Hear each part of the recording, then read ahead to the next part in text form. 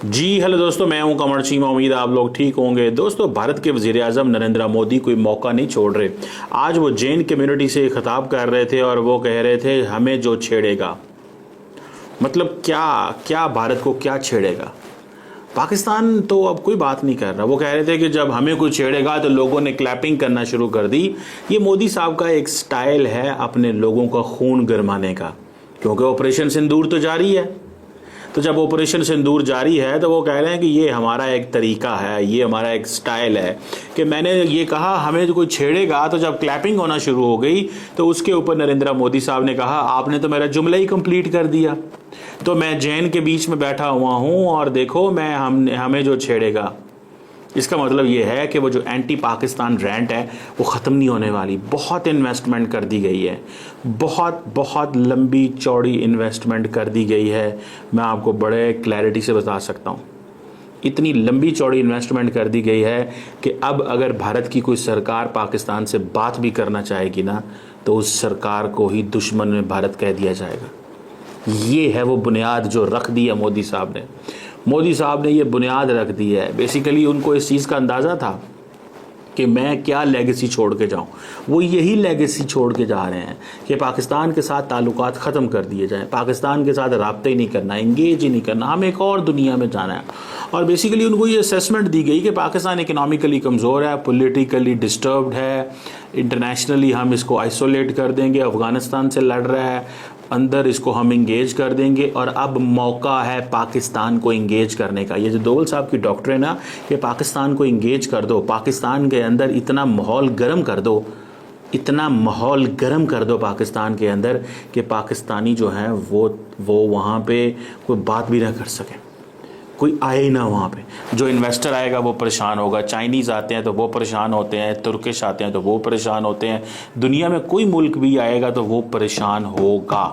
तो इस चीज़ पे वो कहते हैं कि भाई साहब बस कर दो, अब पाकिस्तान की कोई ज़रूरत ही नहीं हमें, पाकिस्तान के साथ हमने जो करना था कर दिया। तो अगर ये माहौल रहेगा, अगर हम आज पाकिस्तान से बात करना शुरू कर देंगे तो पाकिस्तान तो इंडिया के जो इंटरनल एनवायरनमेंट है वो मैं कैसे लेके चलूँगा। मैं आपको बात बताऊं, मैं आज एक असेसमेंट देख रहा था, इंडिया के किसी ने दिखाया था कि इंडिया के जो सिविल सर्वेंट ऑफिसर्स हैं कहाँ से आ रहे हैं। कोई कश्मीर से आ रहा है, कोई राजस्थान से आ रहा है, कोई जो है वो किसी और जगह से आ रहा है, लेकिन गुजरात से कोई नहीं आ रहा। क्यों नहीं आ रहा? अगर सवाल किया जाए, मुझे ऐसे लग रहा है कि जिस तरह वो एक रिलीजियस बुनियादें रख दी गई हैं ना भारत के अंदर सोसाइटी की, और अब लोग जो हैं वो कारोबारी हैं। यहाँ तो गुजरात का ये है कि गुजराती ये कारोबारी हैं और वो सिविल सर्वेंट नहीं बनना चाहते। इस चीज़ को जहन में रखें, वो कारोबारी हैं, सिविल सर्वेंट नहीं बनना चाहते, और उनको इस चीज़ से कोई गर्ज नहीं है कि आप सिविल सर्वेंट जो है ना, इस चीज़ से उनको किसी किस्म की कोई प्रॉब्लम नहीं है, ठीक है। और ये है कि जी हमें क्या लेना देना इन चीज़ों से, ये छोटी मोटी सरकार की चीज़ों से हमें क्या करना है इन चीज़ों से। हम इसका हिस्सा नहीं बनने जा रहे। सिविल सर्वेंट जो है वो बाकी जगह से आते हैं। वो या तो वो ऐसी एक रिलीजियस बुनियाद रख रहे हैं कि नरेंद्र मोदी साहब पाकिस्तान को मजहबी बुनियादों पे देखते हैं, नरेंद्र मोदी साहब पाकिस्तान को और बुनियादों पे नहीं देखते। और मैं एक और बात बताऊं, बड़ी अहम बात, नरेंद्र मोदी साहब इंडिया को मजहबी बुनियादों पे देखते हैं, नरेंद्र मोदी साहब पाकिस्तान को मजहबी बुनियादों पे देखते हैं, नरेंद्र मोदी साहब नेपाल को मजहबी बुनियादों पे देखते हैं, भूटान को, श्रीलंका को, मालदीव्स को, थाईलैंड को। वो जिधर जाते हैं वो अपनी एक रिलीजियस बेस रखते हैं। वो इंडोनेशिया भी जाएंगे तो वहाँ रखेंगे, वो सऊदी अरब जाएंगे तो वहाँ रखेंगे, वो अबू धाबी गए हैं तो वो रिलीजियस बुनियादों के ऊपर चीज़ों को कर रहे हैं। ये काम हमने कर लिए हुए हैं। इससे सिवाय एक्सट्रीमिस्ट माइंडसेट से कुछ भी नहीं मिलता। ये पाकिस्तान ने इसकी बुनियादें रख ली हुई हैं। और यही तो चीज़ मैं कहता था यार, ये जो हमने रिलीजियस बुनियादों के ऊपर सारा निज़ाम खड़ा करने की कोशिश की, ये बैकफायर कर गया ना। उसकी वजह यह है कि जिनके साथ हम रिलीजियस बुनियादों पे चलना चाहते थे, हमारे अरब स्टेट्स, वो तो ट्रांसफॉर्म हो गए हैं, उनकी तो ट्रांसफॉर्मेशन हो गई है। उन्होंने तो कहा है भाई हमें दुनिया में काम करना है, हमें बिजनेस की तरफ जाना है, हमें नहीं जाना इन चीज़ों की तरफ जिनकी तरफ आप हमें लेके जाना चाहते हैं। आप बात समझ रहे हैं इस चीज़ को? So that is where I understand that the government of India जो है, मोदी साहब एक लेगेसी छोड़ेंगे और लेगेसी होगी भारत पाकिस्तान के खिलाफ। ये 15 साल, 5, 10 एंड 15 साल की लेगेसी है मोदी साहब की। इसको अंडर एस्टिमेट ना करें। इस लेगेसी को अंडर एस्टिमेट ना करें, इस लेगेसी को इग्नोर मत करें, इस लेगेसी के बारे में ये ना कहें कि ये चीज़ जो है वो ये लोग भूल जाएंगे। बुनियाद रख दी गई है, अब इसके ऊपर काम होगा। और अगली हुकूमतें, मीडिया, देखें मैं आपको मज़े की बात बताऊं, यहाँ पे पाकिस्तान के अंदर जिन लोगों को भारत के ख़िलाफ़ नफ़रत दी गई वो इतने ज़्यादा रेडिकलाइज हो गए हैं कि वो पूरी की पूरी एक जनरेशन लगती है। और मोदी साहब ने ये समझ लिया कि अगर एक दो जनरेशन वहाँ पे एंटी इंडिया है तो यहाँ पे भी कम से कम भारत के अंदर भी एक दो जनरेशन होनी चाहिए जो एंटी पाकिस्तान चलें, और कोशिश भी हो तो ना तो 100 साल का प्रोजेक्ट है। तो 1947 तक से लेकर 2047 तक तो भारत और पाकिस्तान की कोई बात नहीं होने वाली, क्योंकि मोदी साहब अगर 2034 तक चलते हैं तो आप समझते हैं कि 2040 तक हम बहुत अच्छे हो जाएंगे। 100 साल की हॉस्टिलिटी होगी भारत और पाकिस्तान की, इस चीज़ को जहन में रखिए। 29 से 34 नरेंद्र मोदी पावर में आना है और किसी ने नहीं आना। 29 to 34 prime minister Modi will be in power. So if he will be in power तो make sure that nobody else कि 34 और आप पीछे कितने टाइम रह गए। और अगर मोदी साहब की हेल्थ अच्छी रही, जो कि उनकी हेल्थ अभी तक अच्छी है, his health is very good by the way, अगले 8-9 साल तक उनको कोई हेल्थ इशू नहीं होते तो वो तो 34 से भी आगे जाना चाहेंगे, 39 तक जाना चाहेंगे। 25 साल रूल करना चाहते हैं वो इंडिया के ऊपर, और इन 25 सालों के अंदर वो एक ऐसा माहौल बना देंगे कि क्या गवर्नमेंट के क्या पूरे का पूरा इंडियन कॉन्स्टिट्यूशन की सेकुलरिज्म भी बाहर निकल आए ना, तो तब भी चीज़ें बेहतर नहीं होंगी। और पाकिस्तान जितने मर्जी कह ले कि हमने बात करनी है, जितने मर्जी अमेरिका के डोनाल्ड ट्रंप आ जाएं, ऐसी बेस रख दी गई है, अब बुनियादें रख दी गई हैं, फाउंडेशन में बिठा दिया गया है कि पाकिस्तान पे एतबार नहीं करना, काम नहीं करना, कारोबार नहीं करना, स्कूल कॉलेज यूनिवर्सिटी में हर जगह पे। एंड सेम ये पाकिस्तान में भी होता रहा है, one must be frank fair and one must speak truth, ठीक है। लेकिन ये चीज़ एक नहीं है। और दुनिया में ज़रा इमेजिन करें, वो लोग जिनकी इंडिया के अंदर नफ़रत के कारोबार की फैक्ट्री हैं और जिनकी पाकिस्तान के अंदर नफ़रत के कारोबार की फैक्ट्री हैं, वो कभी चाहेंगे कि जनाब उनकी पाकिस्तान और इंडिया की चीज़ें नॉर्मलाइज हो जाए? वो कभी नहीं चाहेंगे। सो वो उस चीज़ को पानी देते रहते हैं, ठीक है, and they will be keep doing this. और ये चीज़ है जिसको मैं समझता हूँ दैट पाकिस्तान की सरकार को थोड़ा समझना चाहिए कि हमें ये इसको कैसे काउंटर करना है, क्योंकि मोदी साहब नहीं जा रहे पावर से बाहर। सो अगर मुझे याद है पिछली हमारी हुकूमतें, इमरान खान, वो मोदी इलेक्शन जीतेगा ना 2019 में, तो फिर हम उससे बात करेंगे। ये 2025 आ गया, वो तीसरा हमला कर बैठा भाई आपके ऊपर, ठीक है, वो तीसरा हमला, वो उन्होंने फिर हमला करना है। इलेक्शन से पहले क्या, तो इलेक्शन के बाद क्या। पहली दफ़ा पहले वो इलेक्शन के पहले करते थे, इस दफ़ा इलेक्शन के बाद कर दिया। अब वो कहते हैं कि इलेक्शन के हमला, तो असल द थिंग इज हमला करना है मसला है। सो वो तो कर रहे हैं इलेक्शन से बाद भी।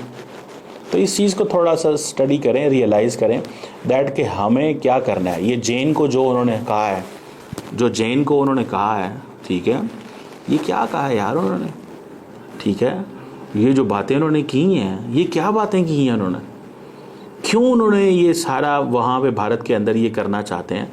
कौन पूछेगा मोदी साहब से यार?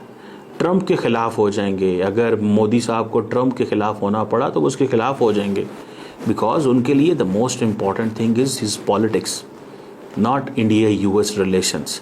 उनके लिए सियासत इम्पॉर्टेंट है और वो अपनी सियासत के लिए सब कुछ दाव पे लगा देंगे। आग लगा दो, चीर दो, फाड़ दो, काट दो, मार दो, ये चीज़ चलेगी। मैं वैसे ज़रा इस पर थोड़ा वो जैसे डिफरेंट फैसेट्स हैं ना, समझने की कोशिश करनी चाहिए। So try to understand prime minister Modi. कभी हवा भी नहीं लगने देते नॉर्मलाइजेशन की पाकिस्तान के साथ। और यहाँ पे मुझे बताएं शहबाज शरीफ कब बात करता है ऐसी? पाकिस्तान ने ये जो मार्का हक और ऑपरेशन बुनियाद महसूस हुआ, पाकिस्तान का वज़ीर आज़म तो दोबारा इसके ऊपर बात भी नहीं करता, खामोश बस। क्यों? क्योंकि उनको पता है जहाज़ हमने गिरा लिए, दुनिया में नैरेटिव हमारा एक्सेप्ट हो गया, अब इंडिया की बारी है कि उसको जस्टिफाई करे। जैसे ईरान और अमेरिका आपस में लगे हुए हैं, तो पाकिस्तान को तो फ़ायदा हो गया था, ठीक है, पाकिस्तान को तो फ़ायदा हो गया था। सो इस चीज़ को थोड़ा सा हमें वी हैव टू इस चीज़ को तो अंडरस्टैंड करना चाहिए कि ये चीज़ अब उसकी बुनियाद रख दी गई है और इसी के ऊपर सारा टाइम वो चलेंगे।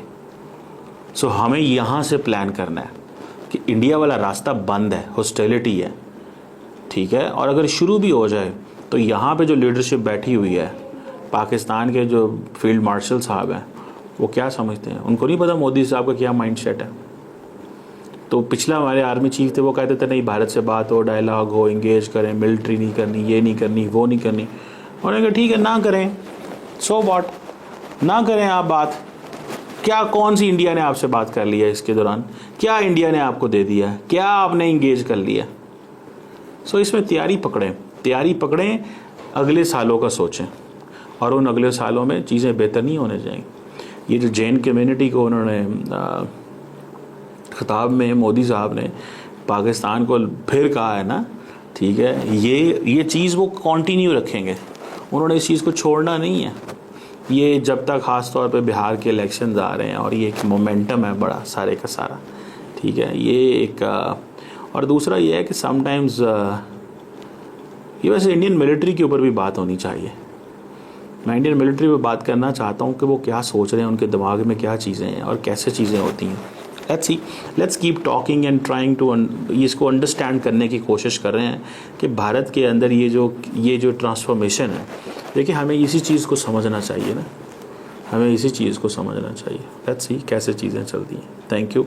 लेकिन मोदी साहब ऑपरेशन सिंदूर पाकिस्तान को इग्नोर नहीं कर सकते। वैसे कहते हैं हमने पाकिस्तान के बारे में कोई बात नहीं करनी, लेकिन कोई तकरीर, कोई जलसा, कोई स्पीच, कोई कॉन्फ्रेंस पाकिस्तान के खिलाफ से बाहर नहीं हो सकती। वैसे कहते हैं बात नहीं करनी, हम पाकिस्तान का जिक्र भी नहीं करना चाहते। कल जयशंकर साहब ने पाकिस्तान का जिक्र किया, कल सारा मीडिया SCO पे पाकिस्तान के बारे में लगा रहा, मोदी साहब डेली लगे रहते, लेकिन हमें पाकिस्तान को इग्नोर करना वो हमारी डिक्शनरी में नहीं आता। लेकिन करना क्या है? डेली डिस्कस करना। समझ रहे हैं किस तरह डिस्कस कर रहे हैं? वो आपने सुन लिया। So that is an approach. Let's see क्या होता है। Thank you.